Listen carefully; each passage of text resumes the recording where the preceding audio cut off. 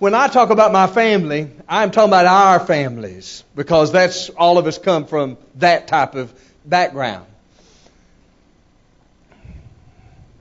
My Aunt Geraldine died a few years ago. Now, when someone dies down on Walker's Bend, where I come from, it's totally different than how people live in the city when somebody dies. Here, we'll pick up the obituary of the local paper and read that a loved one or a friend has died, and you'll tell your wife, well, between going to the all-you-can-eat food buffet and Walmart, we'll stop by and do visitation, or if it works out, we'll do the funeral. Very rarely do you do both.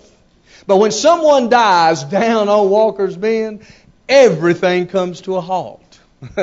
The church ladies start cooking. They're getting the food ready.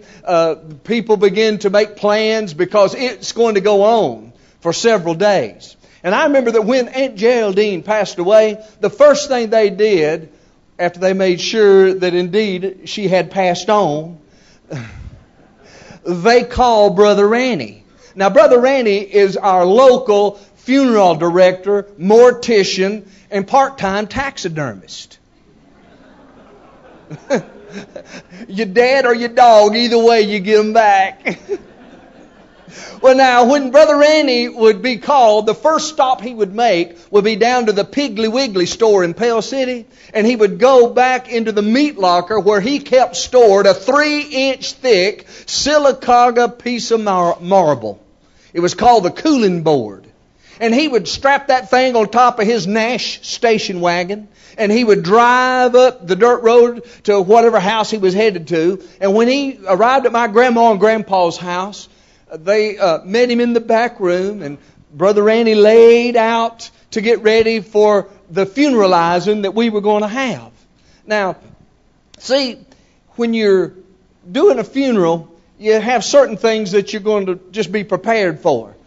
You'll always hear people say, doesn't she look so natural?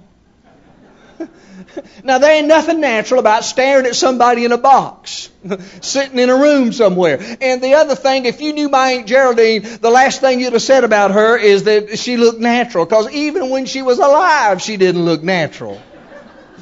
Blue hair out to here, ruby red lips out to here, more eyeshadow on than God ever intended. But then they will also say things like, oh, God must have needed her another angel in His choir. Well, again, they didn't know my Aunt Geraldine because she couldn't sing a lick. In fact, when she tried to join the choir, they told her that she could sing solo. Solo, you couldn't hear her.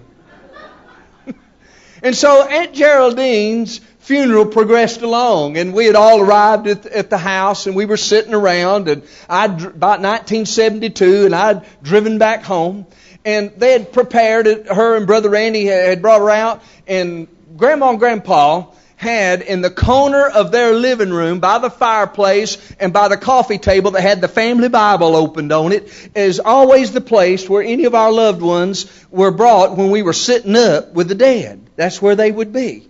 And so they rolled my aunt out there, and my cousin, her daughter, Joyce Jean, started it all. She went up to look at her mama, and she says, this won't do. This will not do. Said, just look at her. Well, we had already seen Aunt Geraldine, and we'd kind of cut some side glances at one another because she was dressed in a bright crimson red Alabama football leisure suit. Laid right back in that coffin.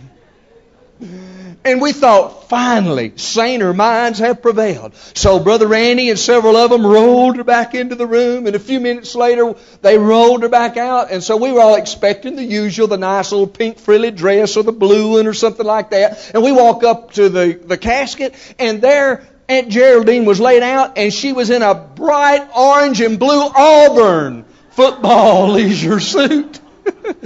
You see, there's some things that are more serious than death. And apparently Alabama Auburn football is one of them.